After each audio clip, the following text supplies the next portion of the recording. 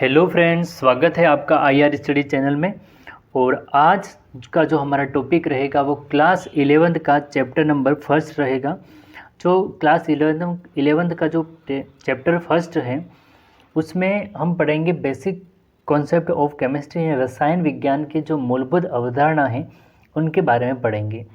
ये इसका part number first है और पार्ट नंबर दूसरा मैं बनाऊंगा, क्योंकि अगर एक ही पार्ट में सारी वीडियो को मतलब एक ही पार्ट में अगर सारे सिलेबस को कवर करने जाए तो वीडियो काफ़ी लंबी बन जाएंगी, इसलिए इसका पार्ट नंबर फर्स्ट है और 1 या 2 दिन में इसका पार्ट नंबर दूसरा भी मैं अपलोड कर दूंगा।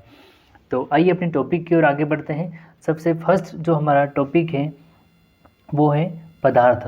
ये पदार्थ के मुख्य रूप से 3 अवस्थाएं होती हैं। तो पदार्थ के मुख्य रूप से कितनी अवस्था होती हैं? 3। बेसिक देखें तो ठोस अवस्था, द्रव अवस्था और गैस अवस्था कितनी होती है? 3 होती है, जिसमें ठोस, गैस और द्रव ये 3 अवस्थाएं होती है। और इनमें हमें कंपैरिजन के आधार पे पढ़ना है।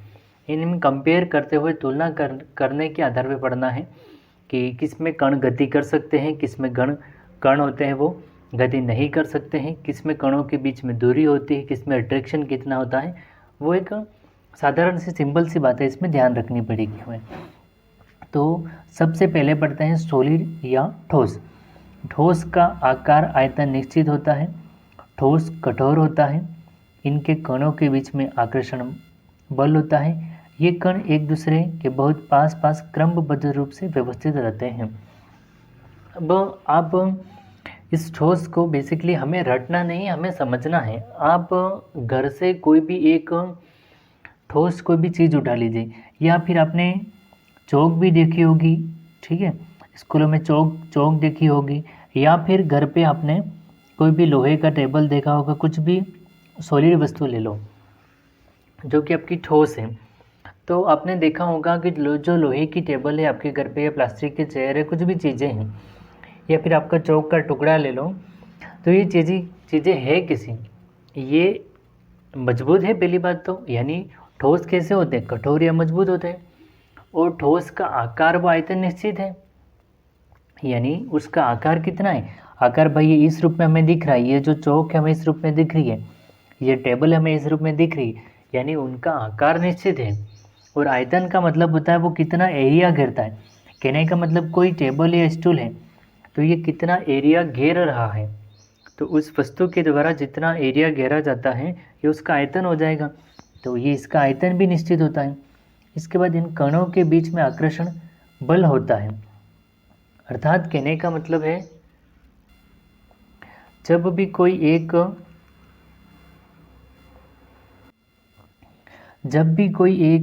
मतलब आप लोहे का टेबल मान लेते हैं, ठीक है, हम यहाँ से कोई लोहे की टेबल या स्टूल को लेते हैं। अब ये किससे बना हुआ है? ये Fe या आयरन से बना हुआ है। केमिस्ट्री में इसको आयरन या फेरस कहा जाता है, Fe, ठीक है। तो कहने का मतलब है ये अकेला Fe से तो मिलकर बनेगा नहीं, बहुत सारे Fe कण होंगे, बहुत सारे Fe मतलब परमाणु या आयन होंगे, तब मिलके वो आपस में जुड़ते जाएंगे और एक बड़ी संरचना का निर्माण होगा। जब ये बड़ी संरचना का निर्माण हो रहा है तो कहने का मतलब है कि अब जुड़े किस रहे, किसी ना इन कणों के बीच में कोई ना कोई तो आकर्षण बल होगा, तभी तो ये जुड़े रहेंगे। तो इनमें 2-3 बातें याद रखना आप। ठोस कठोर होते हैं, ठोस का आकार आयतन निश्चित होता है, इसके बाद इन कणों के बीच में आकर्षण बल भी पाए जाते, तो एक कण एक दूसरे के क्रमबद्ध रूप से पास पास उपस्थित रहते हैं। और ठोस जो ठोस होता है ना, ठोस के जो कण होते हैं वो गतिमान नहीं होते हैं। आप गतिहीन होते हैं ये लिख सकते हो। इसमें 5वां पॉइंट है, ठोस के कणों के मध्य गति नहीं पाई जाती है, ये 5वां पॉइंट हो जाएगा। इसके बाद हमारा दूसरा है द्रव यानी लिक्विड। तो द्रव का आयतन निश्चित होता है परंतु आकार निश्चित नहीं होता है।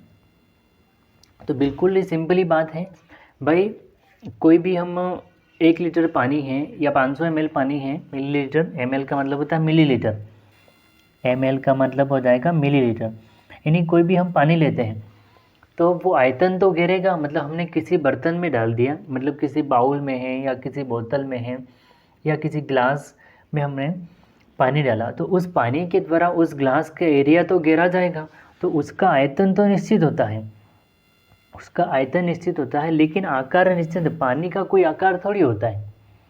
अब नदी, तालाब, समुद्र देख लो, पानी का कोई आकार नहीं है।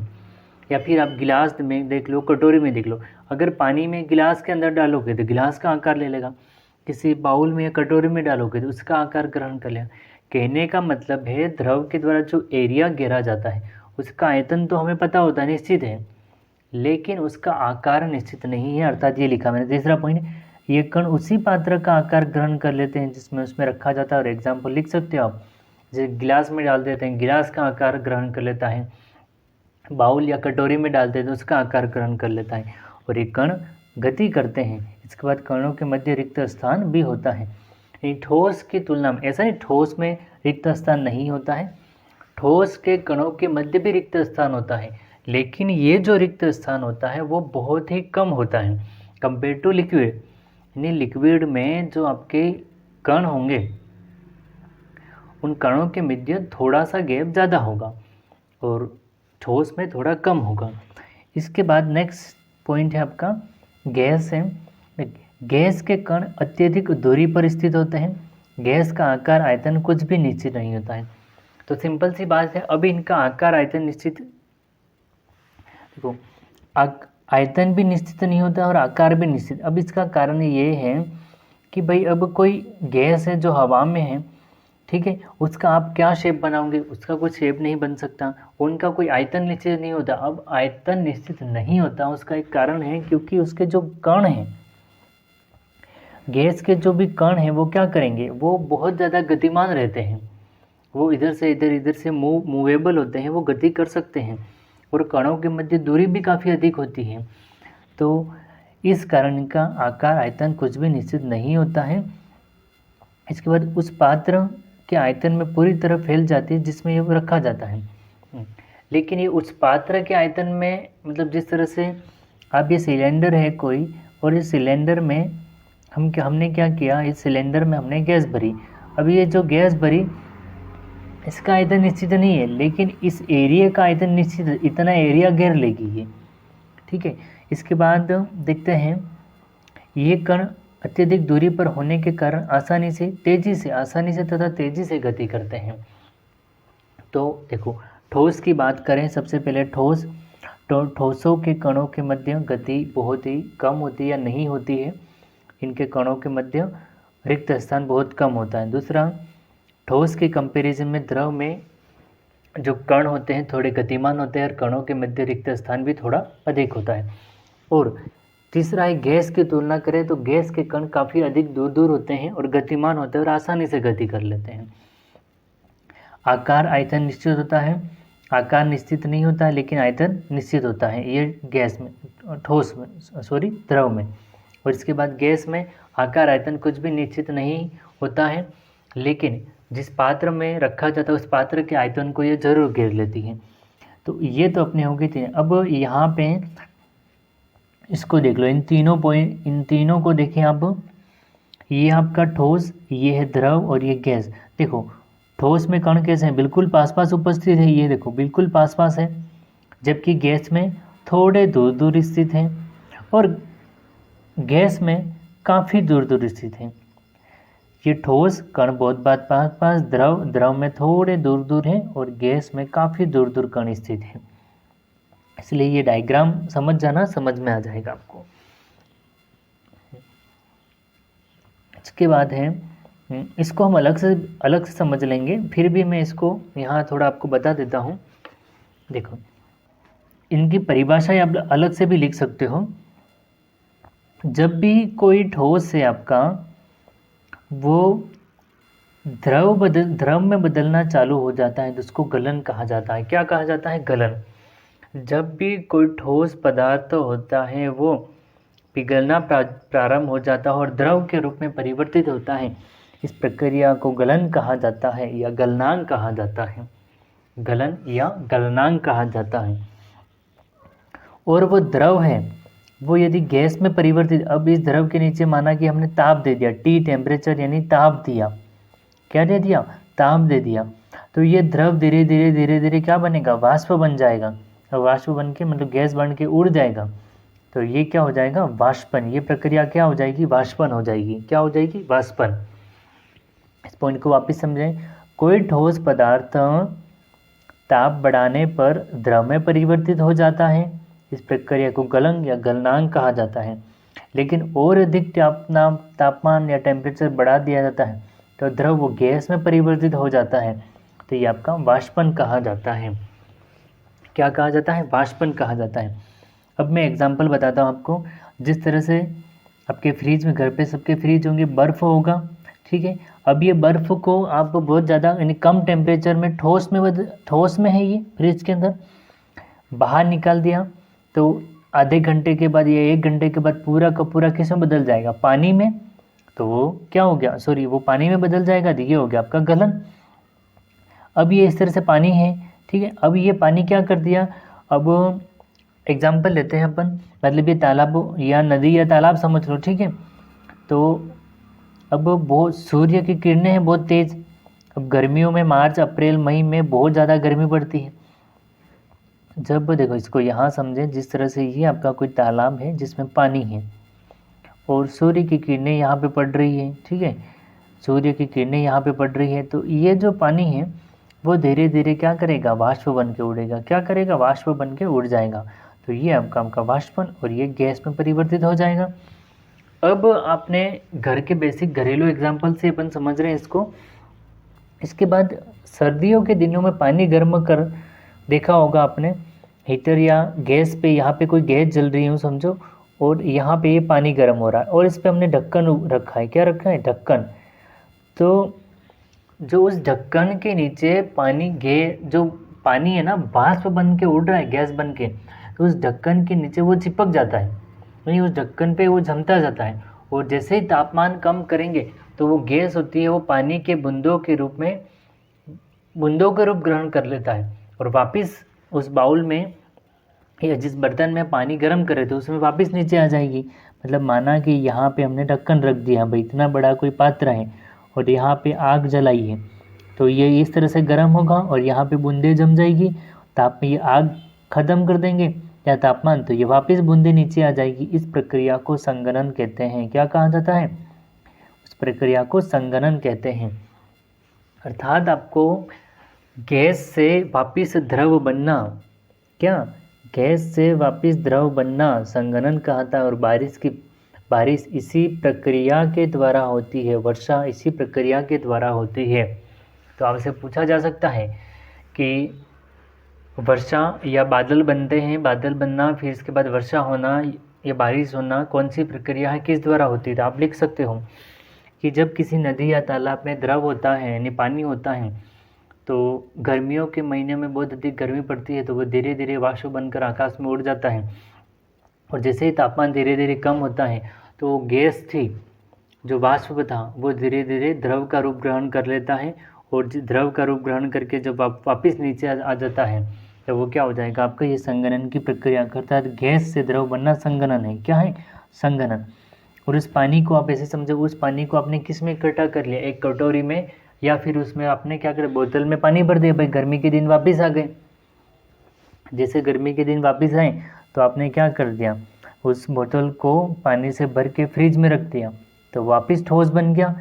तो द्रव से ठोस बनना क्या आ जाता है, पिंडन हो जाता है। अब घरेलू एक बर्फ़ के टुकड़े से सारे के सारे एग्जाम्पल समझ सकते हो। देखो ये है बर्फ़, ठोस यानी बर्फ़, पिघल गई, द्रव बन गई, गलन। द्रव से आपने इसको गर्म कर दिया तो गैस बन गई, वाष्पन। गैस में आपने कुछ ढक दिया तो वापस पानी बन गई, तो हो गया संघनन। और पानी बन गया तो आपको वापस पानी पीना है, तो उस पानी को आप क्या करोगे, वापस फ्रिज में रख दोगे, ठोस बन जाएगा। इसको पिंडन कहा जाता है। इसके बाद है आपका तत्व या एलिमेंट। इसके बाद आपका जो टॉपिक है वो आपका है तत्व या एलिमेंट। तो इसको देखो, इसको पहले परिभाषा पढ़ते हैं। वे पदार्थ जो एक ही प्रकार के असंख्य परमाणुओं से बने होते हैं उन्हें तत्व कहा जाता है। जैसे कैल्शियम तत्व में कैल्शियम के असंख्य परमाणुओं से बने होते हैं। अधिकतर धातु, अधातु और उपधातु इस श्रेणी में आते हैं। देखो इसकी परिभाषा मैं आपको समझाता हूँ। ये सिंपल सी बात है, मैं आपको समझाता हूँ। परमाणु किसे कहते हैं? पहली बात तो ये एक क्या है, ये एक आपका परमाणु है। क्या हो जाएगा? परमाणु। कार्बन अकेला है तो ये आपका है परमाणु। क्या है? परमाणु है। लेकिन जब ये इस रूप में हो, यहाँ देखें इसको, जब हाइड्रोजन प्लस हाइड्रोजन दो मिलके इस रूप में जुड़ जाते हैं यानी H2 हो जाता है, तो ये आपका होता है अणु। क्या होता है? अणु। और इन अणुओं से क्या बनता है? तत्व बनते हैं। क्या बनता है? यानी सबसे छोटी इकाई परमाणु। परमाणु को विभाजित नहीं कर सकते। परमाणु और परमाणु मिलेगा तो क्या बनेगा? अणु। और अणुओं से धीरे धीरे मिलकर क्या बनता है? तत्व बनता है। क्या बनेगा? तत्व। जिस तरह से कार्बन प्लस कार्बन बराबर C2, तो कार्बन परमाणु है, ये कार्बन परमाणु है और ये क्या हो जाएगा? अणु। तो आपको ऐसे लिखना है कि परमाणु प्लस परमाणु बराबर अणु, अर्थात अणु को विभाजित करेंगे तो परमाणु और परमाणु में टूट जाएगा, लेकिन परमाणु को नहीं तोड़ सकते, अणु को तोड़ जरूर सकते हैं। परमाणु सबसे छोटी इकाई, परमाणु परमाणु मिलकर अणु बनाते हैं, अणु बनते हैं तो तत्व बनते हैं। और मान लो जिस तरह से आपने घर में कोई प्लास्टिक की चीज़ देखी है, ठीक है, तो वो किसी एक ही चीज़ से मिलकर बनी, या फिर इसके अच्छा एग्जांपल बताते हैं। जैसे लोहे का अपन टेबल ले लेते हैं, स्टूल, टेबल, कुर्सी, कुछ भी लेते हैं, वो मैंने बताया था किससे मिलकर बना होता है? एक Fe से। किससे? मतलब Fe से मिलकर बना। अब ये जो टेबल है, स्टूल है, आपकी चेयर है, ये अकेले एक Fe परमाणु से मिलकर बनेगा नहीं। इसमें लाखों करोड़ों Fe मतलब Fe आपस में जुड़ दे जाएंगे। भाई जब ये जुड़ेंगे तब जाके क्या बनेगा? वो तब जाके एक बड़ी संरचना के रूप में बनेगा, तो वो क्या हो जाएगा? आपका टेबल बन जाएगा। तो कहने का मतलब ये है आपका कि ये जो है, जब कैल्शियम कोई तत्व है, मतलब कहते हैं हमारी हड्डियों में कैल्शियम है, ठीक है, कैल्शियम तत्व पाया जाता है, तो अकेला तो कैल्शियम होगा नहीं। कैल्शियम मतलब सी है, अकेला तो सी है या कैल्शियम होगा नहीं। ये बहुत सारे कैल्शियम मिलेंगे तो परमाणु बनेंगे, मतलब अणु बनेंगे। असंख्य परमाणु मिलेंगे तब जाके तत्व बनता है। समझ में आ गया? परमाणु सबसे छोटी इकाई, परमाणु परमाणु मिलते हैं तो अणु बनता है, ठीक है। तो कोई भी तत्व होता है ना, वो असंख्य परमाणुओं से मिलकर बना होता है। आप कोई भी एग्जाम्पल लो, एक पॉलीथीन ले लो, अपन यहाँ से अधातु उपधातु को छोड़कर पॉलीथीन की बात करते, अधातु की बात करते, जैसे CH2 और CH2। मैं इसको यहाँ पे समझा देता हूँ। देखो, आपने जो देखी होगी मार्केट में प्लास्टिक की थैली होती है, उसको हम क्या कहते हैं? पॉलीथीन या थैली कहते हैं। ये CH2 ये इस चीज़ से मिलकर बनी होती है। किससे? इथेन से। इथेन से मिलती है, और जिसमें डबल बॉन्ड हट जाता है, CH2 और CH2, ये यहाँ पे N का मतलब है नंबर ऑफ मोनोमर, इकाई कितनी होती है। तो ये जो भाग है ना, ये उस पॉलीथीन की थैली होती है ना, उसकी मोनोमर इकाई होती है, एक यूनिट। अपने शरीर की सबसे छोटी इकाई कौन है? कोशिका। इसी तरह जो तत्व, यौगिक, परमाणु, अणु बनते हैं, उनकी सबसे छोटी इकाई परमाणु, और कोई भी चीज़ बनती है उसकी सबसे छोटी इकाई मतलब उसकी मोनोमर इकाई कहलाती है। तो जब कोई प्लास्टिक की थैली है ना, CH2 इस तरह से बहुत ज़्यादा CH2 लाखों, जब CH2 हजारों लाखों CH2 मिलते हैं तब जाके एक प्लास्टिक की थैली बनती है, यानी पॉलीइथीन बनती है। क्या कहते हैं? पॉलीइथीन। ये वास्तव में दुकानदार को अब आप किसी को पूछना तो वैसे पॉलीथीन मतलब ये क्या है, किससे बनती है? CH2 और CH2, ये इसकी इकाई है, इससे बनी होती है। तो ये इसके एग्जाम्पल है भाई, धातु में। फिर इसके बाद अधातु और उपधातु इस श्रेणी में आते हैं। इसके बाद है यौगिक यानी कंपाउंड। दो या दो से अधिक अवयवों यानी संघटकों के निश्चित अनुपात में मिलने से यौगिक का निर्माण होता है। अब आप मिश्रण और यौगिक में कंफ्यूज मत होता। सबसे पहले आपको समझा दिया, परमाणु सबसे छोटे इकाई, परमाणु परमाणु मिलकर क्या बनाते हैं? अणु। और ये जब असंख्य परमाणु मिल जाते हैं तो क्या बन जाता है, तत्व बन जाता है। अब है यौगिक या, ये अपना टॉपिक है यौगिक या कंपाउंड। अब इसमें क्या लिखा है, 2 या 2 से अधिक, क्या है अधिक, जो संघटक मिलाते हैं वो निश्चित अनुपात में मिलाते हैं तो यौगिक का निर्माण होता है। अब यहाँ से समझना, आपको बेसिकली समझ में आ जाएगा। H2O, CO2, इसके बाद है NH3, इसके बाद है आपका ग्लूकोज C6H12O6, जिसमें अणुओं का अनुपात निश्चित रहता है। कहने का मतलब है, इसको यहाँ देखो आप, ये है आपका H2O, क्या हो जाएगा, ये है आपका H2O, इसको ऐसे समझे 1 मिनट, H2 है और ऑक्सीजन 1 है, मतलब क्या हो जाएगा H2O। H2O अर्थात हम ये कह सकते हैं कि H प्लस ऑक्सीजन का अनुपात 2:1 है। क्या है, 2:1 है आपका। ये जो अनुपात है वो हमेशा समान बना रहता है, यानी जो बर्फ़ है आपकी वो यौगिक है। किस किस का यौगिक है, वो हाइड्रोजन तथा ऑक्सीजन का यौगिक है। किस किस का यौगिक है, वो हाइड्रोजन तथा ऑक्सीजन का यौगिक है आपका। तो हाइड्रोजन तो 2 अनुपात में है और ऑक्सीजन 1 अनुपात में है। इसको आप इस तरह से लिखें, H प्लस ऑक्सीजन, तो यहाँ पे हाइड्रोजन तो 2 अनुपात में है, इसको भी अनुपात में ले लो, और ऑक्सीजन आपका 1 अनुपात में है। ये अनुपात याद रखना आप बस। इसी तरह यहाँ पे आई थिंक दूसरा एग्जाम्पल है CO2। CO2 को क्या हम कहते हैं, कार्बन डाइऑक्साइड। क्या कहते हैं, कार्बन डाइऑक्साइड कहा जाता है। CO2 को हम क्या कहते हैं, कार्बन डाइऑक्साइड। अभी ये हमेशा, ये यौगिक इसलिए है क्योंकि ये हमेशा एक निश्चित अनुपात में है। जिस तरह से अभी एग्जाम्पल पे में देखा था, जो CO2 यानी C/O, तो कार्बन 1 है जबकि ऑक्सीजन कितने हैं, 2।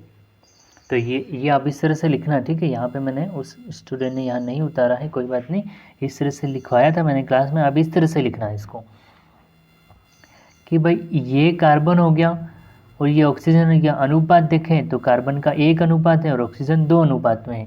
तो इनका जो संगठन होता है वो हमेशा और हमेशा निश्चित होता है। इनको हम अलग करेंगे अगर इनको, तो किस दूसरा तत्व बन जाएगा या दूसरा कोई यौगिक बन जाएगा, ठीक है। ये हमेशा निश्चित होते हैं।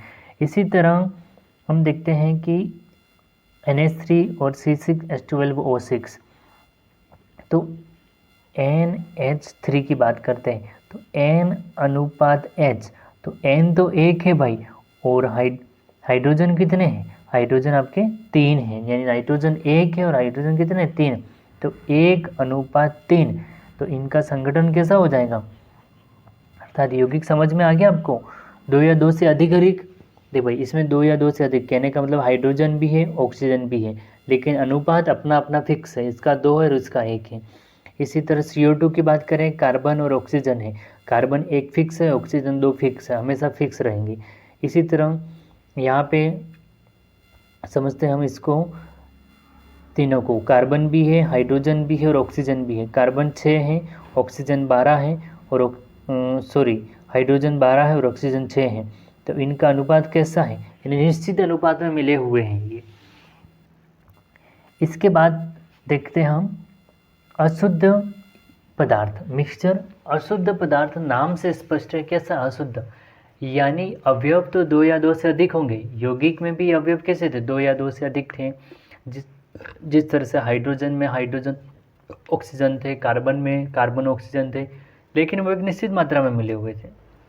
अब यहाँ पे क्या हो रहा है कि 2 या 2 से अधिक के अनिश्चित अनुपात में मिलने से जो बनता है ना, वो आपका मिश्रण है। क्या हो जाएगा, वो आपका मिश्रण हो जाएगा। मिश्रण 2 प्रकार के होते हैं। अब क्वेश्चन यहाँ से चालू होता है, ये मिश्रण बहुत ज़्यादा इम्पोर्टेंट है आपका। और क्वेश्चन ये बनता है कि समांगी मिश्रण क्या है और विषमांगी मिश्रण क्या है, यहाँ से आपका क्वेश्चन पक्का बनता है। तो देखिए आगे बढ़ते हैं हम। समांगी मिश्रण, देखो मिश्रण को तो आपने समझ लिया, मैंने सिंपल सी परिभाषा भी लिखी है। ज़्यादा देखो बुक के अंदर और गाइड के अंदर आपको इससे भी मतलब अच्छी डेफिनेशन कई बार मिल जाती है, लेकिन वो डेफिनेशन काफ़ी बड़ी लिखी रहती है। तो हमें सिर्फ शॉर्ट में और सिंपल में समझना है कि भाई मिश्रण क्या है। मिश्रण क्या, दो या दो से अधिक कोई तत्व मिलाते हैं, लेकिन संगठन या अनुपात इनका निश्चित नहीं होता, आपस में मिल तो जाते हैं, तो ये क्या हो गया, मिश्रण हो गया। यौगिक है, दो या दो से अधिक मिलाते हैं यौगिक बनता है, लेकिन उनका संगठन कैसा, निश्चित है। तो वो चीज़ें याद रखनी है आपको। समांगी मिश्रण, ऐसा मिश्रण जिनमें दो अवयव एक दूसरे में पूर्णतः मिल जाते हैं। ऐसा मिश्रण जिसमें दो अवयव एक दूसरे में पूर्णतः, इस लाइन को याद रखना बस, पूर्णतः मिल जाते हैं, ठीक है। अब इसके एग्जाम्पल देख लें।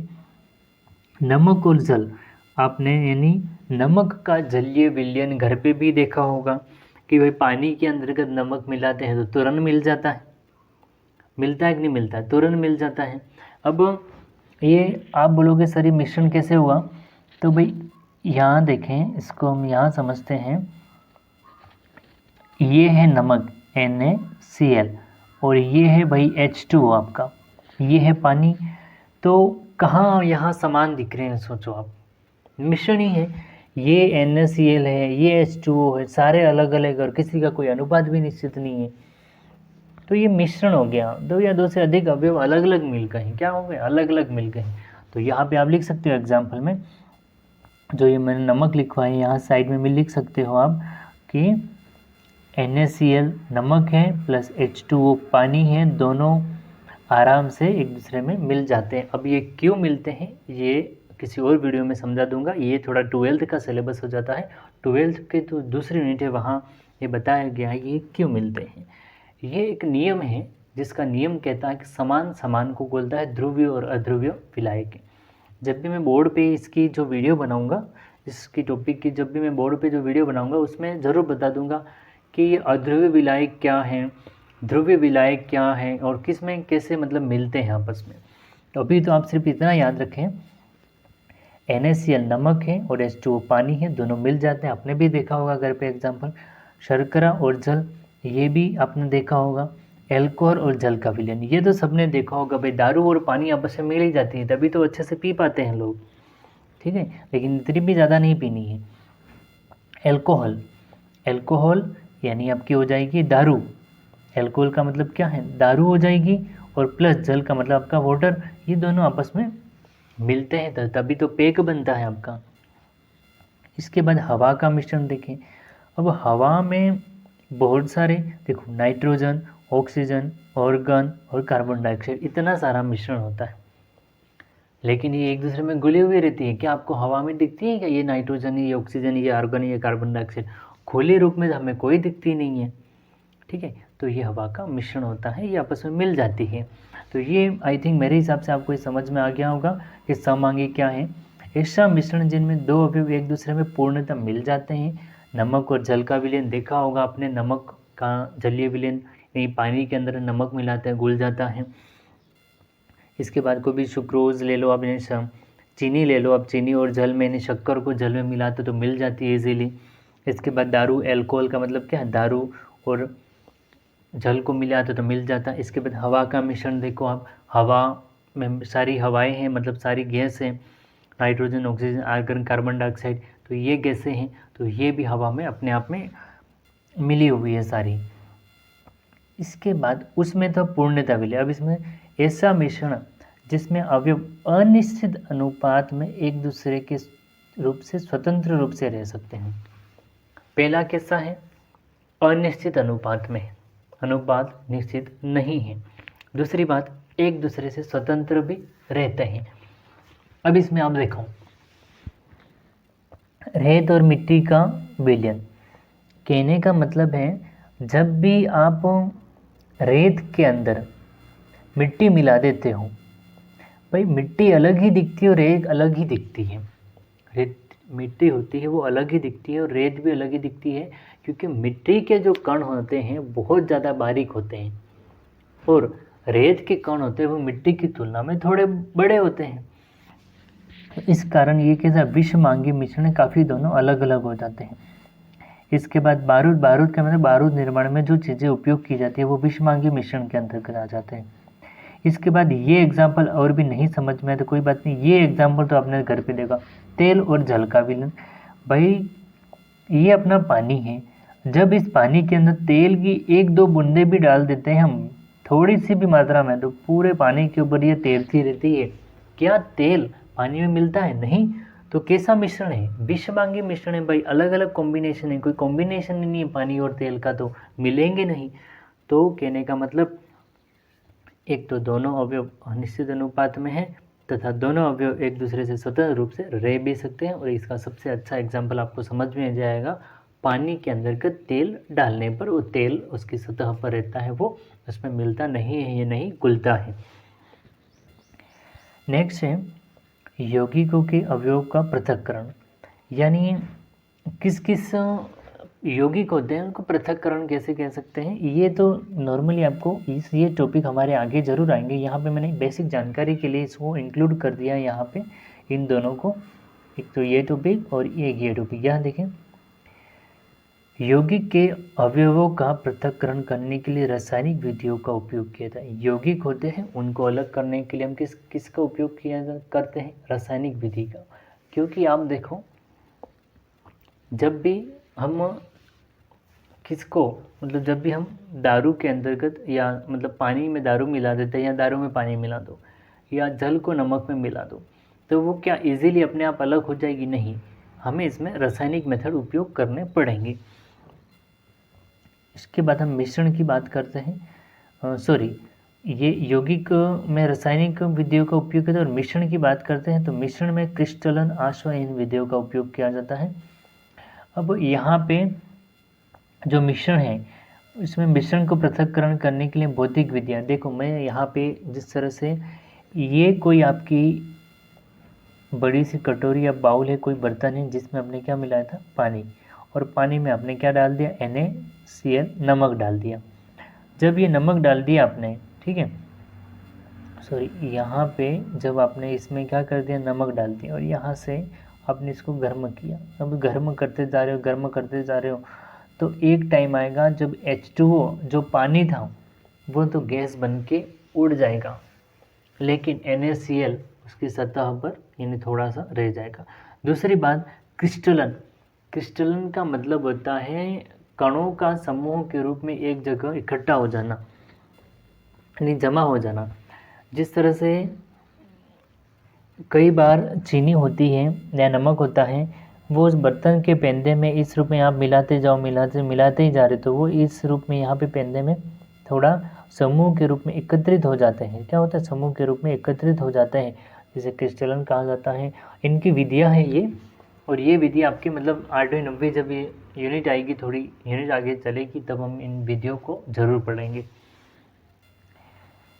इसके बाद है रसायन विज्ञान की शाखाएं। ये आपके नॉलेज के लिए मैंने लिखा है कि कितने प्रकार की केमिस्ट्री होती है, ये लिखा है। आप सिर्फ ऑर्गेनिक, इनऑर्गेनिक और फिजिकल केमिस्ट्री तीनों को जानते हो। यानी ऑर्गेनिक मतलब आपकी ऑर्गेनिक हो गया, कार्बनिक, इसके बाद इनऑर्गेनिक हो गया आपका, वो हो गया अकार्बनिक, और भौतिक रसायन यानी फिजिकल केमिस्ट्री। तो यहाँ पे आपको कुछ और भी मैंने लिखी है, जैसे अकार्बनिक यानी इनऑर्गेनिक, कार्बनिक यानी ऑर्गेनिक केमिस्ट्री, भौतिक यानी ये फिजिकल लिख देना, ठीक है। इसको लिखना फिजिकल केमिस्ट्री, क्या हो जाएगा यहाँ पे आप लिखना इसको फिजिकल केमिस्ट्री लिख देना। इसके बाद है विश्लेषिक रसायन, एनालिटिकल केमिस्ट्री, ग्रीन केमिस्ट्री। और आने वाले टाइम में मैं आपको बता दूं, ये जो ग्रीन केमिस्ट्री है, आज से कुछ सालों बाद, वैसे अभी भी इस ग्रीन केमिस्ट्री का बहुत ज़्यादा उपयोग हो रहा है। और ये ग्रीन केमिस्ट्री अगर कोई बच्चा कॉलेज के बाद में BSc और MSc के बाद में अगर कोई PhD करना चाहता है, PhD करना चाहता है, तो वो इस ग्रीन केमिस्ट्री पे ज़रूर करे। काफ़ी मतलब अच्छा कॉन्सेप्ट है ग्रीन केमिस्ट्री का। मतलब इसमें क्या होता है ग्रीन केमिस्ट्री के अंतर्गत कि वातावरण को जो हानि नहीं पहुंचती, बहुत ही कम। आज के टाइम में मेडिकल में हम मतलब इसमें बहुत ज़्यादा उपयोग हो रहा है ऑर्गेनिक का, जो भी दवाइयाँ बन रही है तो ऑर्गेनिक केमिस्ट्री बहुत ज़्यादा उपयोग हो रही है। और सीमेंट फैक्ट्री में इनऑर्गेनिक केमिस्ट्री उपयोग हो रही है, जबकि सीमेंट फैक्ट्री या इस टाइप में इनऑर्गेनिक, और दवाई वाली फैक्ट्री में ऑर्गेनिक केमिस्ट्री बहुत ज़्यादा उपयोग हो रही है। इसी तरह अगर दवाइयों में हम ग्रीन केमिस्ट्री को शामिल कर देते ना तो ये बहुत ज़्यादा बेनिफिट है। इसके बाद न्यूक्लियर केमिस्ट्री मतलब नाभिक और जैव बायोकेमिस्ट्री आपके उपयोग आ सकती है खेती बाड़ी में, या फिर मतलब इस तरह से वो एग्रीकल्चर केमिस्ट्री भी हो जाएगी अलग से, पर जैव में काम आ जाएगा आपका। तो ये केमिस्ट्री के एक नॉर्मल ब्रांचें लिखी थी। ये कोई क्वेश्चन नहीं है, ये कोई टॉपिक नहीं है, ये मेरा बस आपके लिए इंक्लूड किया है कि बच्चों को, ये जो भी स्टूडेंट हैं उनको इतना पता होना चाहिए केमिस्ट्री कितने प्रकार की हो सकती है, क्या क्या आएगा। इसके बाद है रसायन विज्ञान का महत्व। ये टॉपिक इम्पोर्टेंट है आपका, और आपका 2 नंबर के क्वेश्चन में, 3 नंबर के क्वेश्चन में सीधा आपसे पूछ सकता है कि रसायन विज्ञान का क्या महत्व है, आप समझाइए। तो यानी केमिस्ट्री के क्या क्या उपयोग हैं। देखो अभी मैंने बताया था कि बायोकेमिस्ट्री है, ग्रीन केमिस्ट्री है। तो ये देखो कृषि क्षेत्र में फसल उत्पादकता को बढ़ाने के लिए फसल उत्पादकता को बढ़ाने के लिए उर्वरक, कीटाणुनाशक दवाइयों का उपयोग करते हैं। भाई आपने देखा होगा कि डीएपी है, यूरिया, इस तरह जो खाद बनाई जाती है वो क्या है, वो ऑर्गेनिक है, वो क्या है, ऑर्गेनिक की तो खाद है। वो कृषि क्षेत्र में उपयोग किया है, वो केमिकल ही तो है, केमिकल नाइट्रोजन है, फास्फोरस है, इस तरह से यूरिया, आपकी नाइट्रोजन, फास्फोरस, यूरिया, इन चीज़ों से मिलकर बना हुआ है। इसके बाद कीटाणुनाशक दवाई, यानी जैसे सब्जी है, फसल है, मतलब कोई जिस तरह आपने धान के खेतों में, गेहूं के खेतों में जो खरपतवार उग जाते हैं, ठीक है, बीच में छोटी मोटी जड़ियाँ, उनको ख़त्म करने के लिए कोई कीटाणु लग जाता है तो कीटाणुनाशक दवाइयों का उपयोग किया जाता है। तो वो सारी चीज़ें है क्या, कुछ ना कुछ केमिकल ही है। वो केमिकल इंडस्ट्रीज़ के द्वारा ही जो दवाइयों के निर्माण करते हैं उन कंपनियों के द्वारा ही उनका निर्माण किया गया है। और यूरिया है, डीएपी है, आपने जो खाद देखे होंगे वो भी क्या है, एक तरह का केमिकल ही है। तो इनका उपयोग कृषि क्षेत्र में होता है। दूसरा औद्योगिक क्षेत्र की बात करें तो औद्योगिक क्षेत्र किसी भी देश की उन्नति औद्योगिक विकास पर निर्भर करती है। औद्योगिक दृष्टि से वस्त्र उद्योग, औद्योगिक का मतलब है इंडस्ट्री, क्या हो जाता है इंडस्ट्री उद्योग में। तो हम देखते हैं वस्त्र उद्योग, भाई अपने वस्त्र है, अलग अलग रंग के कपड़े देखे होंगे आपने, ठीक है, येलो है, ऑरेंज है, रेड है, पिंक है, बहुत सारे कलर के कपड़े होते हैं। तो ये कलर है क्या, ये पिगमेंट है, ये वर्णक है, ये चीज़ें कहाँ से आती है, ये केमिस्ट्री से आता है।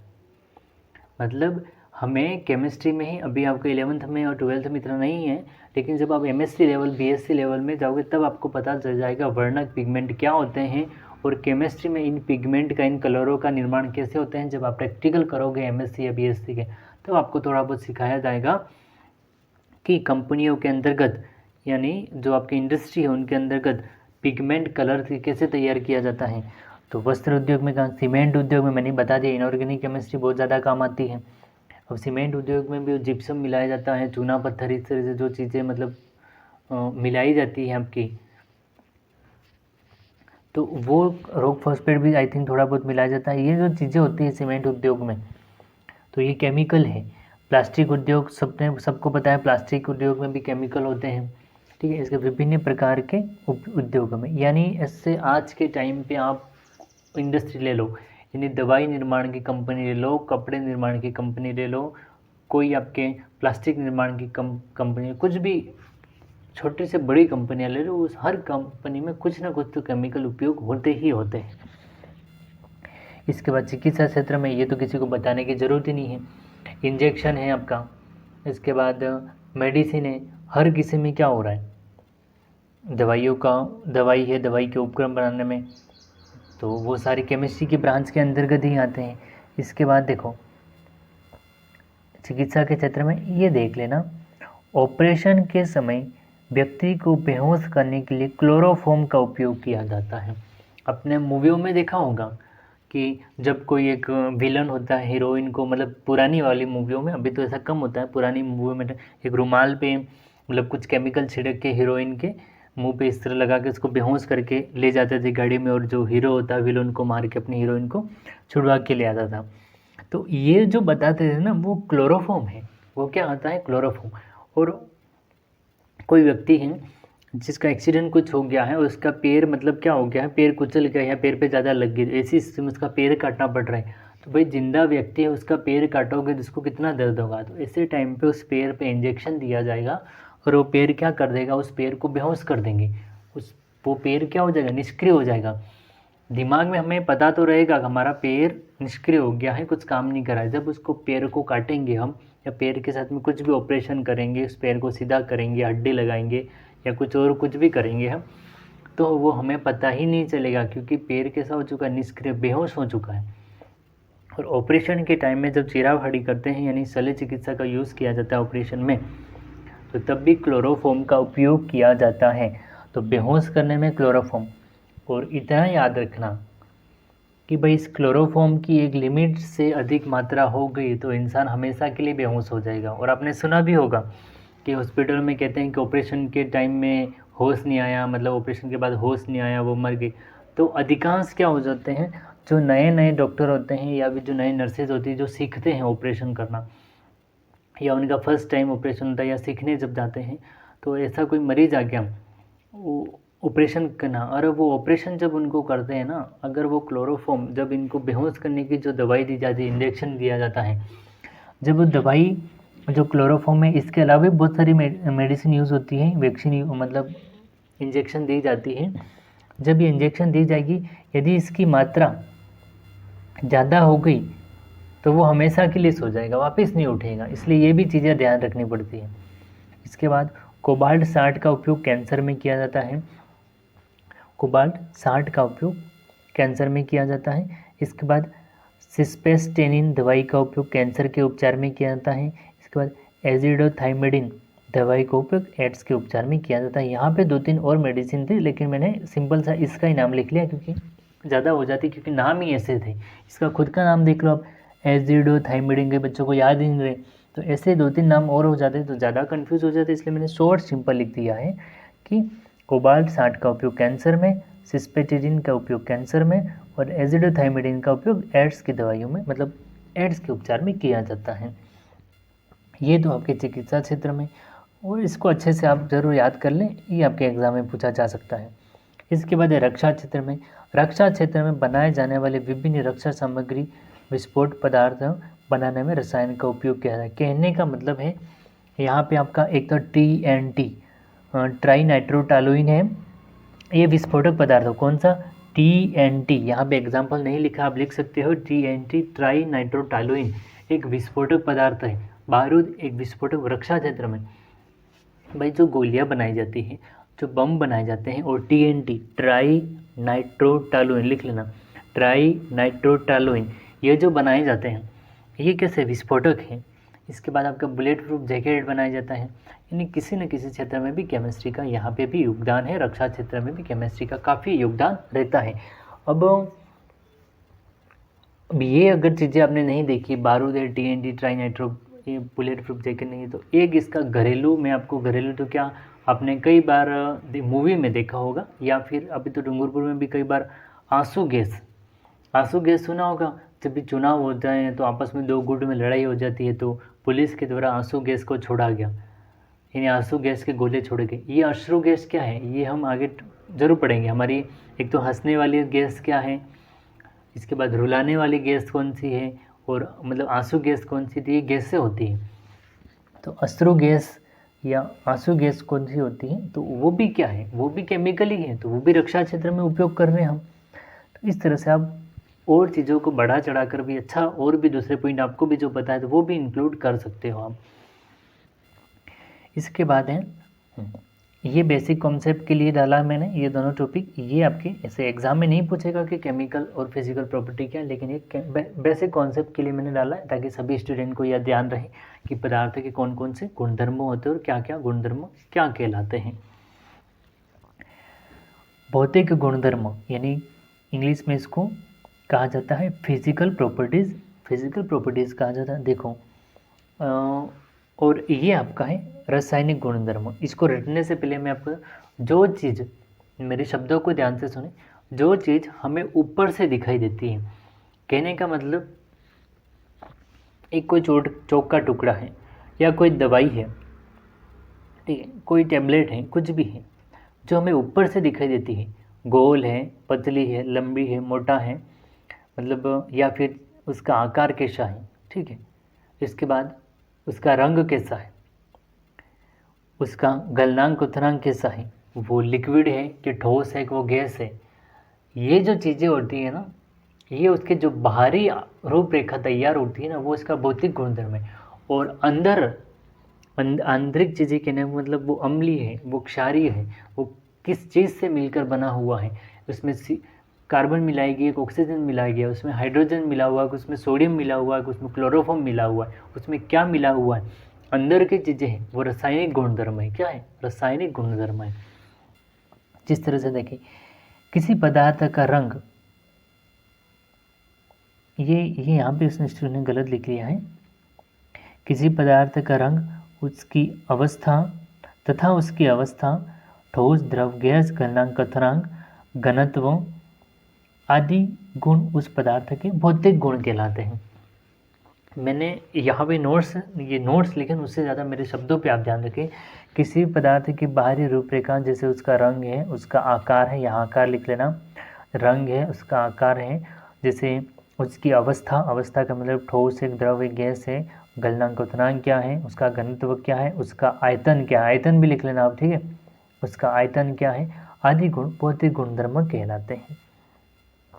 इसके बाद किसी पदार्थ का संगठन, ज्वलनशीलता, इस यहाँ कोमा कर देना, अम्लीयता, क्षारीयता, अम्लीयता कर देना, ठीक है, आदि गुण उस पदार्थ के रासायनिक गुणधर्म कहलाते हैं। कहने का मतलब, पहला संगठन को लेते हैं। मैंने आपको बताया था भाई H2 बर्फ है, दो हाइड्रोजन और एक ऑक्सीजन से मिलकर ये इनका संगठन हो गया।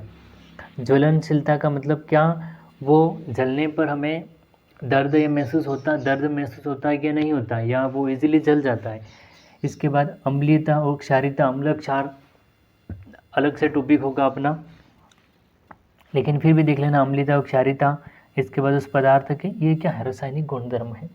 कहने का मतलब अंदर के जो गुणधर्म, जिस चीज़ों से मिलकर बना, उनका संगठन, चीज़ों को जलाने पर कैसी आग देता है, कैसी जलन देता है, दर्द पीड़ा देता है कि नहीं देता है, उसकी अम्लता का, उसकी क्षारीयता क्या है, तो वो चीज़ें आपकी हो जाएगी रासायनिक गुणधर्म। क्या हो जाएगा? रासायनिक गुणधर्म। इसके बाद है मापन विधियाँ, इसको आप जरूर ध्यान रखें, ये आपको पूछा जाएगा कि मापन विधियाँ कितनी है। सामान्य रूप से 3 प्रकार की, MKS, CGS और FPS। यानी M मतलब मीटर, K मतलब किलोग्राम और S मतलब सेकंड। देखो, M यानी मीटर, K यानी किलोग्राम, S यानी सेकंड। CGS, C यानी सेमी, G यानी ग्राम और S यानी सेकंड। इसके बाद F यानी फुट और P यानी पाउंड और S यानी सेकंड। तो ये मापन विधियाँ हैं। हम चीज़ों को किस किस में मापते हैं, आप खुद देखो। लंबाई को हम फुट में, देखो लंबाई को हम मीटर में नाप लेते हैं, या सेमी में नापते हैं, या फुट में नापते हैं। भाई इतने फुट लंबा है और इतने मीटर लंबा है, या इतने सेमी लंबा है, तो ये क्या हो गया, ये लंबाई वाली होगी। इसके बाद हम देखते हैं भाई किलोग्राम, 2 किलोग्राम मतलब 2 kg शक्कर है, या इतने किलोग्राम ये आदमी भारी है, ये ग्राम में भी रखते हैं। पाउंड मतलब इन दोनों से ज़्यादा हो जाएगा, ये इतना पाउंड है। इसके बाद सेकंड को हम समय में नापते हैं, समय को हम सेकंड में ही नापते हैं, सेकंड, इसके बाद मिनट और इसके बाद घंटा। लेकिन सेकंड की सबसे छोटी मिनट, जो समय की सबसे छोटी इकाई सेकंड ही होती है। तो मीटर, ये सारी लंबाई, ये सारे वजन और ये सारा आपका समय, तो ये आपके लंबाई से संबंधित हो जाएगा, ये आपके वजन से वेट से संबंधित हो जाएगा, और ये आपका समय से संबंधित हो जाएंगे। इसके बाद हाँ, ये मोस्ट इम्पोर्टेंट है और यहाँ से आपका पक्का क्वेश्चन बनेगा, ठीक है। आपकी बुक में भी इसी तरह दिया हुआ है जिस तरह से मैंने यहाँ बनाया है। देखो, इंटरनेशनल मानक पद्धति है, स्टैंडर्ड इंटरनेशनल यूनिट, मतलब मानक मान है, ये क्या है, मानक मान। इसके बाद 7 राशियों के मात्रक, यहाँ देखें इसको, राशि है द्रव्यमान, द्रव्यमान को हम किलोग्राम में नापते हैं। किसको? किलोग्राम में। संकेत क्या है? केजी। भाई किलोग्राम को केजी लिखते हैं हम। ये संकेत पूछे जाएंगे आपको। प्रैक्टिकल एग्जामिनर यदि स्टूडेंट को पूछना चाहे यानी किसी स्टूडेंट को कुछ भी नहीं आता प्रैक्टिकल रिलेटेड से, तो वो पूछ सकता है कि आपने क्या पढ़ा था, आपका ये मात्रक बताओ, इस तरह से बताओ। ये फिजिकल केमिस्ट्री ये आपका फिजिक्स में भी पूछ सकता है, ये आपका केमिस्ट्री में भी पूछ सकता है। तो द्रव्यमान मात्रक किलोग्राम, संकेत केजी। लंबाई को हम मीटर में नापते हैं, मीटर, सेमी और फुट में। तो यहाँ पे मीटर में, और इसको हम क्या लिखते हैं? एम लिखते हैं। इसके बाद समय को हम सेकंड में, इसको एस से लिखा जाता है। पदार्थ की मात्रा को मोल से, तो इसका मात्रक मोल, मोल पूरा लिखेंगे, ठीक है, एम नहीं लिखेंगे, एम का मतलब मीटर हो जाएगा। फिर ज्योति, ये याद रखना, ज्योति तीव्रता इसका मात्रक क्या है? कैंडेला। क्या है? कैंडेला। और इसको हम सी डी लिखते हैं। क्या लिखते हैं? C D. इसके संकेत हैं। विद्युत धारा की मात्रा ये एम्पियर है, और इसको ए के द्वारा डिनोट किया जाता है या प्रदर्शित किया जाता है, या इसका संकेत है। उष्मागतिकी केल्विन और के क्या हो जाएगा? के हो जाएगा। तो ये आप सातों याद रख लेना, ये आपके साथ हो जाएंगे। द्रव्यमान, लंबाई, समय, पदार्थ की मात्रा, ज्योति तीव्रता, विद्युत धारा की मात्रा, उष्मागतिकी, यानी kilogram, KG, metre, M, second S, mole, mole लिखेंगे, कैंडेला को सीडी लिखेंगे, और एम्पियर को ए लिखेंगे, और केल्विन को के लिखेंगे। तो इसके बाद ये आपके एसआई मात्रक हैं। ये आपके क्या हो जाएंगे? एसआई मात्रक। इनको भी आप याद करना। देखो, इसके बाद हम देखते हैं बल का मात्रक क्या है। तो बल का मात्रक है न्यूटन। बल का मात्रक क्या है? न्यूटन। तो आपसे पूछा जा सकता है न्यूटन किसका मात्रक है। ये आधे नंबर के क्वेश्चन में आपसे पूछ लेंगे। 2 या 3 कोई राशियाँ दे देगा और इनके मात्रक पूछेगा, या 2 या 3 कुछ मात्रक देकर और पूछेगा इनकी राशियाँ क्या क्या हैं। दाब का मात्रक क्या है? न्यूटन पर मीटर। दाब का मात्रक क्या है? न्यूटन पर मीटर। ये तो मैंने बताया है कि कैसे निकालते हैं मात्रक। तो बल का है न्यूटन, दाब का है न्यूटन पर मीटर, कार्य का मतलब क्या है? जूल। कार्य का मतलब क्या हो जाएगा? जूल। शक्ति का मतलब जूल। शक्ति का मतलब 2 है, एक तो वोल्ट भी कई बार लिखा रहता है, और दूसरा होता है जूल प्रति सेकंड। शक्ति के 2 है, वोल्ट भी लिख सकते हैं और कई बार जूल प्रति सेकंड भी लिखा रहता है। इसके बाद है क्षेत्रफल, मीटर स्क्वायर, और ये आयतन का मात्रक है मीटर क्यूब। तो ये मात्रक भी 6 के 6 मात्रक आपको याद रखने हैं। बल का, दाब का, कार्य का जूल, शक्ति, क्षेत्रफल और आयतन का मात्रक। इसके बाद है आपका टॉपिक जो है, इसके बाद है आपका द्रव्यमान तथा भार। क्या हो जाएगा? द्रव्यमान तथा भार। अब यहाँ से देखो, ये जो फर्स्ट यूनिट है, मेरे शब्दों को ध्यान से सुनिए आप। जो पहली यूनिट है आपकी, वो अगर एक सिलेबस के हिसाब से चले तो मैं 2 घंटे की वीडियो में इसको पूरा कर देता, लेकिन मैं यहाँ पे आपको सूत्र निर्माण, सूत्र बनाना सीखेंगे, आवर्त सारणी बनाना सीखेंगे, यानी थोड़ी लंबी ज़रूर चलेगी।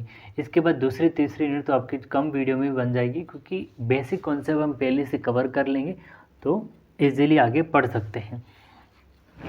इसके बाद देखिए द्रव्यमान, किसी पदार्थ में उपस्थित द्रव की मात्रा के कारण उत्पन्न मान को द्रव्यमान कहते हैं। द्रव्यमान अपरिवर्तित रहता है। ये तो होगी इसकी परिभाषा। द्रव्यमान क्या है? किसी पदार्थ में उपस्थित द्रव की मात्रा के कारण उत्पन्न मान को द्रव्यमान कहते हैं। द्रव्यमान अपरिवर्तित है, यानी किसी इंसान का, हमें बता दो, किसी इंसान का अगर पृथ्वी पे जो द्रव्यमान है वो चांद पे जाएगा तब भी उसका द्रव्यमान वो ही रहेगा, यानी द्रव्यमान उसका परिवर्तन नहीं होगा। चाहे वो पानी के ऊपर हो, पानी के अंदर हो, या वो चांद पे हो या धरती पे हो, उसका द्रव्यमान कभी परिवर्तित नहीं होता है। पहला पॉइंट। इसके बाद क्या भार परिवर्तित हो सकता है? हाँ, यदि किसी इंसान का भार पृथ्वी पे कुछ और है और चांद पे जाएगा तो कुछ और हो जाएगा, तो भार परिवर्तन, उसके भार में, उसके वजन में, उसके वेट में परिवर्तन हो सकता है, लेकिन उसके द्वारा द्रव्यमान में कोई परिवर्तन नहीं हो सकता। अब द्रव्यमान याद कैसे करते हैं? मैं इतने सारे एग्जाम्पल सोल्व कराऊंगा, आपके द्रव्यमान सारा कंप्लीट हो जाएगा। द्रव्यमान सोल मतलब द्रव्यमान निकालते कैसे, ये परिभाषा छोड़ो, आपको इस तरह से सीखो भाई, ये कोई नाभिक है, मतलब ये कोई परमाणु है और परमाणु का नाभिक है, और इस नाभिक के अंदर होते हैं proton plus neutron. Proton plus neutron बराबर द्रव्यमान। यानी किसी परमाणु की, मैं जो बोल रहा हूँ उसको लिख लेना आप, किसी परमाणु के नाभिक में प्रोटॉन तथा द्रव्यमान उपस्थित, प्रोटॉन तथा न्यूट्रॉन उपस्थित होते हैं। प्रोटॉन तथा न्यूट्रॉन की संख्या को, प्रोटॉन तथा न्यूट्रॉन की संख्या को द्रव्यमान कहा जाता है। क्या कहा जाता है? द्रव्यमान कहा जाता है।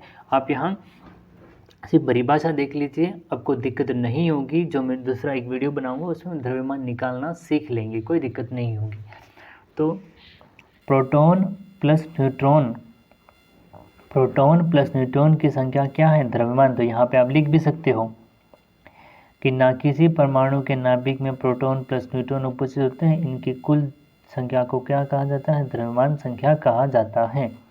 इसके बाद भार, किसी वस्तु पर लगने वाले गुरुत्वाकर्षण बल के कारण उत्पन्न मान को भार कहा जाता है, और भार परिवर्तित होता रहता है। इसके बाद तापमान, यहाँ से आपका क्वेश्चन बनेगा केल्विन, सेल्सियस और फ़ारेनहाइट से क्वेश्चन बनेगा। जो इसके सवाल बनते हैं उस सवाल में इसका क्वेश्चन बनना है। यह ताप, पहले इसका सामने तापमान को 3 इकाइयों में व्यक्त किया जा सकता है, केल्विन में, सेल्सियस में और फ़ारेनहाइट में। कितनी इकाई होती है तापमान? केल्विन में, सेल्सियस में और फ़ारेनहाइट में। देखो ये जो हमें बताते हैं ना कि आज इतनी गर्मी पड़ गई, आज जैसलमेर में बहुत ज़्यादा गर्मी हो गई, रिकॉर्ड टूट गया, डूंगरपुर में इतनी गर्मी, उदयपुर में इतनी गर्मी, तो हमें जो बताई जाती है वो सेल्सियस में होती है। किस में होती है? सेल्सियस में। इसके बाद हमारे शरीर का भी हम नॉर्मली मेजरमेंट करते हैं वो सेल्सियस में। लेकिन अभी वर्तमान में कोरोना आया और जो मशीन होगी, कहीं ने किसी ने मेजरमेंट किया होता है, तो वो तापमान किस में नाप रहे थे? हम फ़ारेनहाइट में नापते थे। कितने, किस में नापते थे? फ़ारेनहाइट के अंतर्गत नापते थे। तो इसकी 3 इकाइयाँ हैं आपकी, केल्विन, सेल्सियस और फ़ारेनहाइट। देखो इस लाइन को याद रखना, और यहाँ से सीधा क्वेश्चन बनेगा आपका। ये लाइन आप वेरी इंपॉर्टेंट कर ले इस लाइन को, और इस तरह से अंडरलाइन भी कर लेना। इस लाइन से आपका सिंपल सा और सीधा क्वेश्चन बन जाएगा आपका। अब देखें इसको, यहाँ पे देखो, एक स्वस्थ व्यक्ति का ताप कितना होता है? सेल्सियस में 37 डिग्री सेल्सियस होता है। कितना हो जाता है? 37 डिग्री सेल्सियस होता है। भाई कितना हो जाएगा? 37 डिग्री सेल्सियस, 37 डिग्री सेल्सियस होता है। यदि केल्विन में आपसे पूछा जाए कि भाई केल्विन में कितना होता है, तो केल्विन में होता है 310 केल्विन। कितना होता है? 310 केल्विन तापमान होता है। 310 केल्विन तापमान हो जाएगा आपका।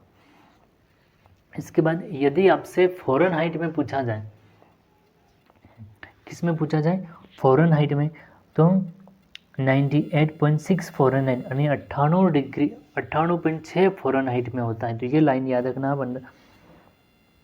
देखो सेल्सियस में 37 डिग्री सेल्सियस, यानी आपकी जो बॉडी है, आपकी जो बॉडी है उसमें सेल्सियस में जो तापमान होता है वो होता है 37 डिग्री सेल्सियस, और केल्विन में जो होता है वो 310 डिग्री केल्विन होता है। और फ़ारेनहाइट में पूछा जाए तो 98.6 फ़ारेनहाइट। यानी ये तीनों बात एक ही है। आपसे फट से कोई पूछ ले कि भाई आपका फ़ारेनहाइट में तापमान कितना है, क्योंकि मैंने बताया अभी कोरोना में जो मशीन थी उसमें फ़ारेनहाइट में नाप रहे थे मोस्ट ऑफ लोग, तो 98.6 हो गया। केल्विन में पूछ ले 310, और साधारण भाषा में सेल्सियस से पूछ ले तो 37 डिग्री सेल्सियस से तापमान। इसके बाद सवाल नंबर फर्स्ट देखें, 298 केल्विन तथा 310 केल्विन को किस में बदलना है? सेल्सियस में। और आपका 1 नंबर और 2 नंबर में सीधा क्वेश्चन बनेगा कि सेल्सियस को केल्विन में बदलें और या केल्विन को सेल्सियस में बदलें और फ़ारेनहाइट में बदलें, ये भी आ सकता है। लेकिन अभी फ़ारेनहाइट से क्वेश्चन बहुत कम बना है, यहाँ पे मैं केल्विन और सेल्सियस को आपको कंप्लीट करा दूंगा। तो यहाँ देखें आप कि जो देखो सेल्सियस में बदलना है ना, केल्विन को सेल्सियस में बदलना है, तो सूत्र याद रखना, सूत्र का एक फॉर्मूला मतलब इतना याद रखना, 273 को उस केल्विन में से माइनस करना है, बस इतना, 273 को याद रखना। 273 इसको माइनस करना है, किसको? केल्विन में से, इतना याद रखना। सेल्सियस अपने आप निकल जाएगा। यहाँ देखिए हम सेल्सियस को निकालना है हम, इसलिए सी पहले लिख लें या डॉट डॉट लिख देना, सेल्सियस डिग्री में लिख लेना, ठीक है। अब यहाँ देखिए आप सेल्सियस बराबर 273, ठीक है। तो केल्विन माइनस 273 बराबर 273 को माइनस करना ही पड़ेगा आपको। इसके बाद के का मान कितना है? के का मान कितना है? 298, यानी 298 माइनस 273, तो माइनस किया कितना आया? 25, तो 25 डिग्री सेल्सियस इसका आंसर हो जाएगा।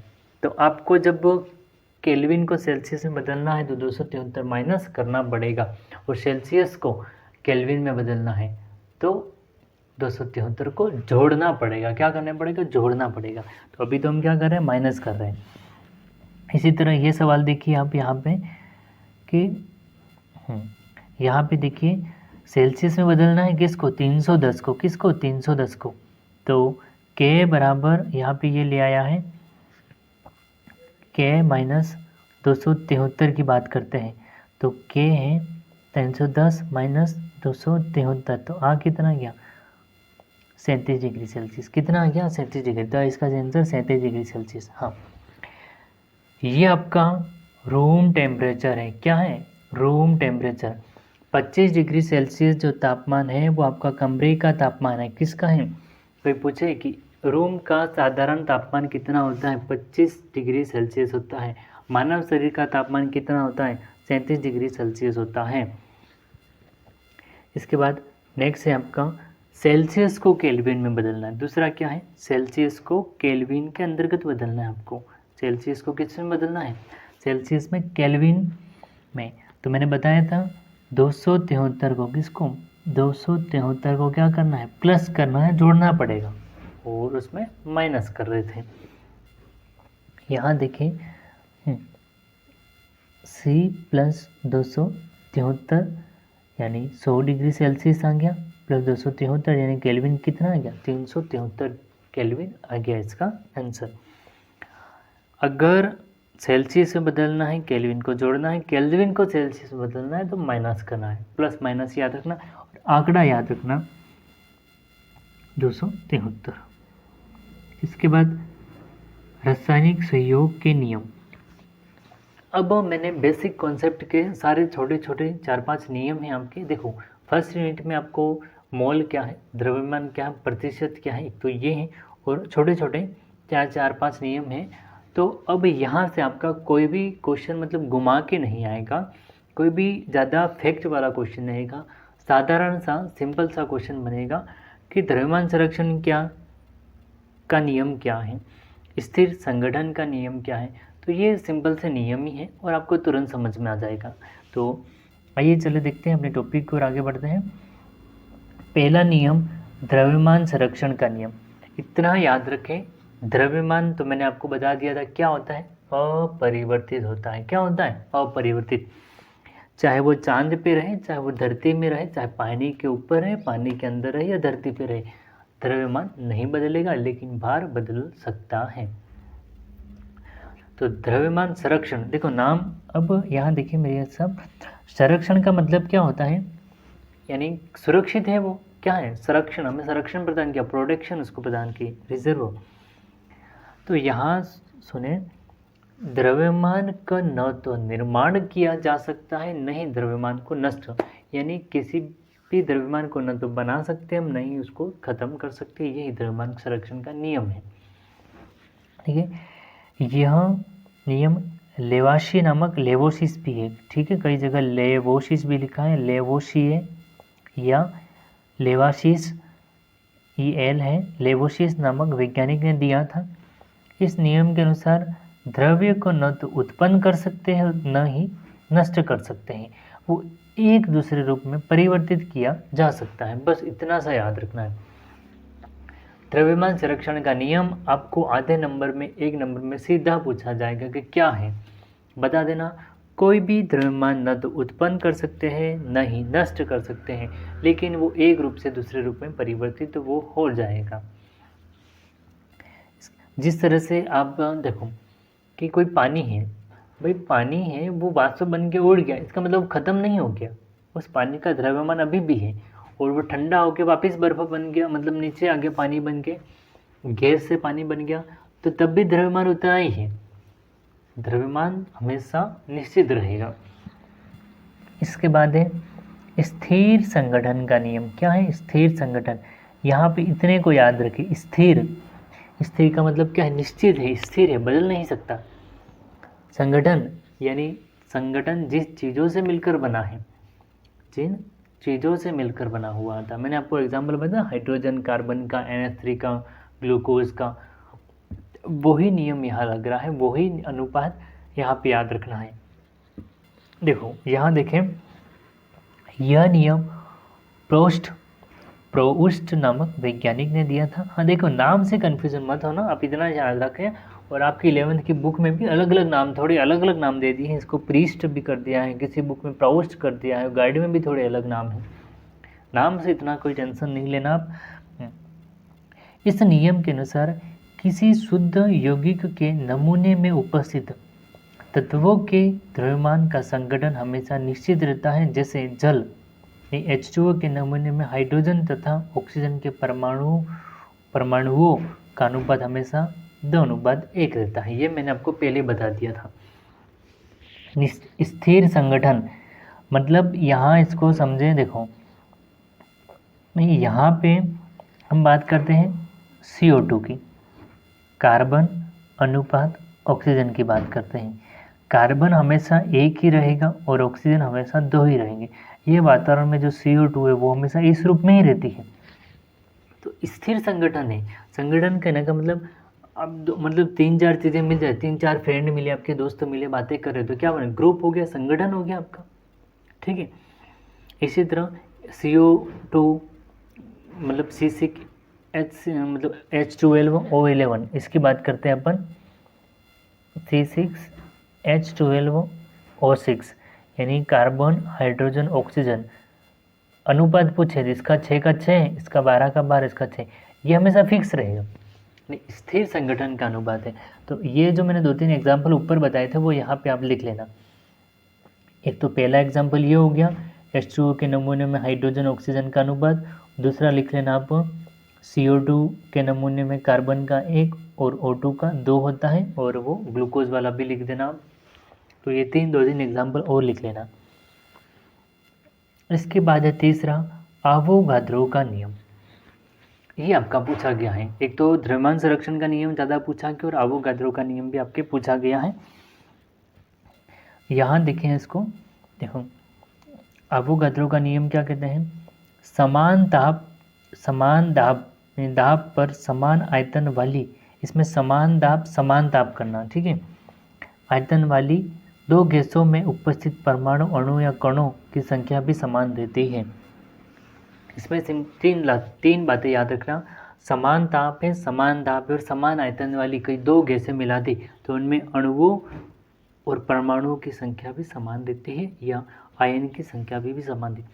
ऐसी साधारण सी बात है भाई, 2 तो गैसें हैं, उनका आयतन कैसा है? उनका आयतन समान है, यानी जिस पात्र में डाली है उनका एरिया घेर लिया है, तो अर्थात दोनों एक जैसे पात्रों में डाली हुई होगी।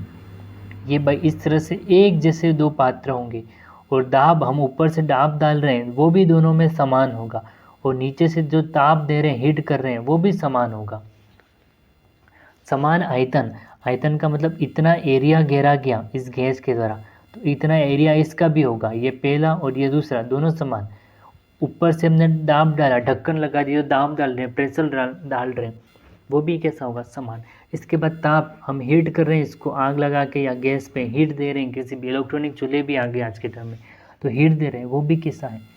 तो अर्थात सारी चीज़ें समान हैं, तो उसमें आयन, परमाणु या जो कण है वो भी समान होंगे। ये है अवोगाद्रो का नियम। नेक्स्ट आगे देखते हैं, इसके बाद है एवोगाद्रो ने एक संज्ञा दी थी, ये मान याद रखना, ठीक है।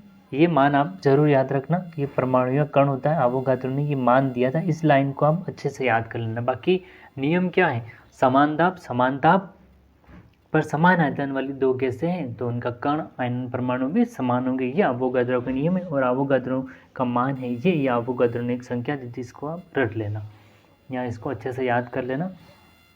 इसके बाद है गुणित अनुपात का नियम। इसके बाद है आपका गुणित अनुपात का नियम। इसको यहाँ देखें, यह नियम डाल्टन नहीं है, डाल्टन है, ठीक है। दोबारा 1803 में दिया गया था। इसका नाम आप एक बार देख लेना अपनी बुक में, इसका नाम थोड़ा मुझे डाउटफुल लग रहा है। जिसने भी ये नोट्स उतारे उसने थोड़ा गलत लिखा है, इसलिए इस नियम के अनुसार यदि दो तत्वों, यानी ये पढ़ाया तो मैंने गया है लेकिन मैंने बोला था तब इन्होंने थोड़ा गलत लिख लिया होगा यहाँ पे, ठीक है। यदि दो तत्व संयोजित होकर एक या एक से अधिक यौगिक बनाते हैं तो ये एक तत्व के साथ में दूसरे तत्व के संयुक्त होने वाले द्रव्यमान छोटे पूर्णांक के अनुपात में होते हैं। देखो इसमें आपको इस तरह से समझ में नहीं आएगा। देखो गुणित अनुपात का नियम, इसको एक बार इस तरह से, इस नियम के अनुसार यदि दो तत्वों संयोजित होकर अधिक यौगिक बनाते हैं, कहने का मतलब दो तत्व हाइड्रोजन और ऑक्सीजन, कार्बन और नाइट्रोजन संयोजित होकर, मतलब मिलना, उनका संयोजन होना, ओवरलैपिंग होना इंग्लिश में, तो एक तत्व के साथ दूसरे तत्व के संयुक्त होने वाले द्रव्यमान छोटे पूर्णांक के अनुपात में होते हैं। तो यहाँ देखिए इसके एग्जाम्पल से समझते हैं इसको। हाइड्रोजन और ऑक्सीजन के साथ संयुक्त होकर यौगिक बनता है, तो कहने का मतलब ये है कि उनका जो द्रव्यमान होगा वो किसी एक तत्व का ज़्यादा हो जाएगा। यहाँ पे इसको याद रखना। देखो हाइड्रोजन 2, ऑक्सीजन 16 और ये टोटल 18 हो गया। यहाँ पे मैं द्रव्यमान निकालना थोड़ा बता देते हैं, आगे ये द्रव्यमान से संबंधित आ जाएगा। देखो हाइड्रोजन का द्रव्यमान हमेशा 1 होता है। कितना होता है? 1। ये एक सामान्य माना है, एग्जैक्ट तो 1.0 के समथिंग होता है, 1.02 या 1.03, इस तरह से एग्जैक्ट वैल्यू अलग होती है और ये एक सामान्य है। इसके बाद है ऑक्सीजन का द्रव्यमान आपका कितना होता है? तो ऑक्सीजन का द्रव्यमान आपका, देखो मोस्ट ऑफ चीज़ें डबल होंगी। द्रव्यमान बताया था, द्रव्यमान क्या होता है? शब्दों को ध्यान रखना। द्रव्यमान होता है किसी परमाणु के नाभिक में उपस्थित प्रोटॉन तथा न्यूट्रॉन की कुल संख्या द्रव्यमान संख्या कहलाती है। उस पदार्थ का या उस परमाणु का द्रव्यमान होता है। तो देखो पूरी आवर्त सारणी में हाइड्रोजन एक ऐसा है जिसका परमाणु क्रमांक भी 1 है और द्रव्यमान भी 1 है। क्या है? परमाणु क्रमांक भी 1 है और द्रव्यमान भी 1 होता है। लेकिन अधिकांश परमाणु ऐसे होंगे जिनके परमाणु क्रमांक से जस्ट डबल है उसका द्रव्यमान होगा। जिस तरह से हम हीलियम की बात करते हैं भाई, हाइड्रोजन, हीलियम 2 पे होता है, इसका द्रव्यमान 4 होता है।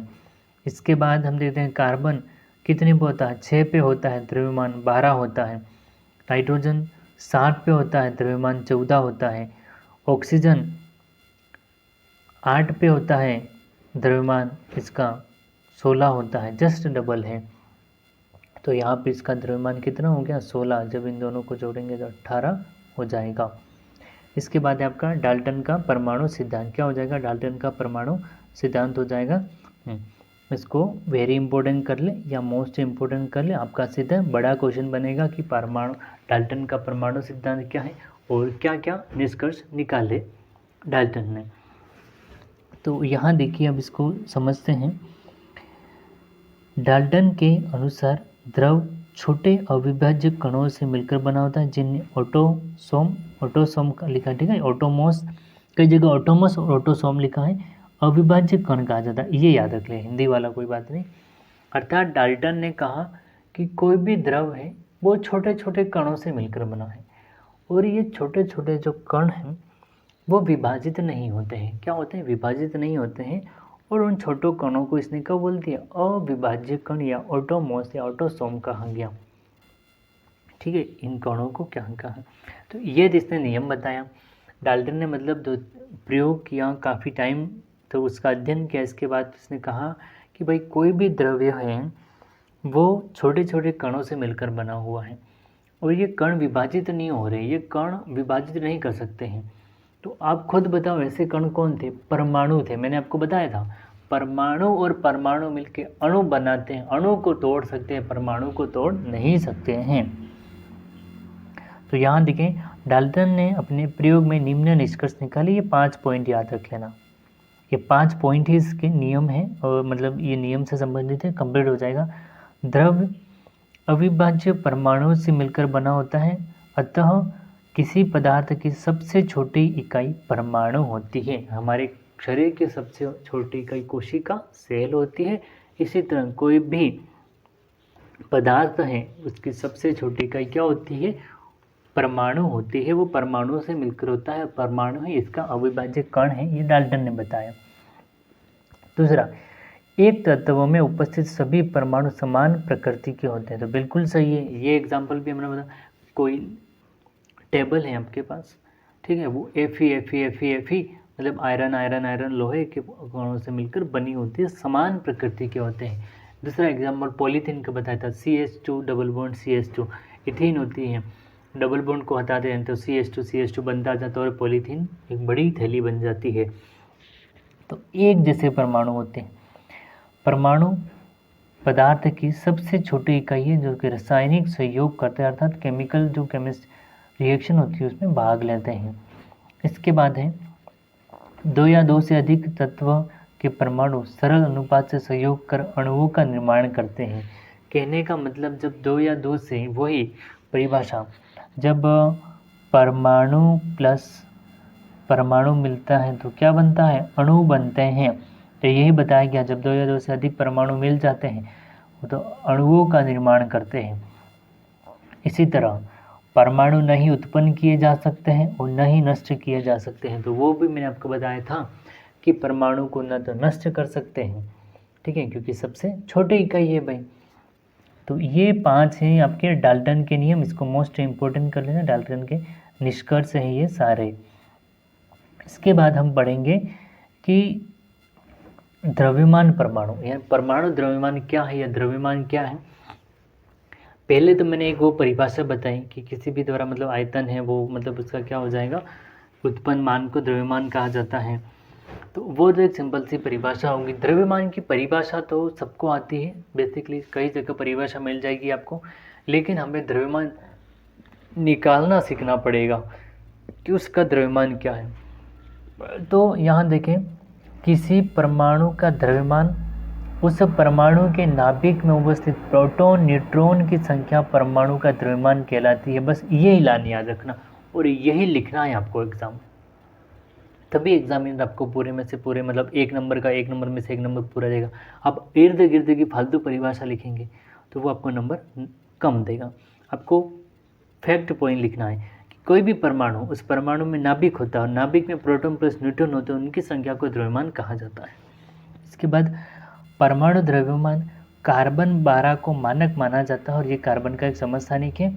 ये पूरा टॉपिक हम नेक्स्ट जो वीडियो होगी इसका पार्ट नंबर 2, उसमें मैं इस द्रव्यमान को पूरा का पूरा आपको समझा दूंगा। और कम से कम मैंने 20-30 एग्जाम्पल लिए हैं द्रव्यमान को निकालने के, तो इजी वे में आप इसको समझ जाओगे।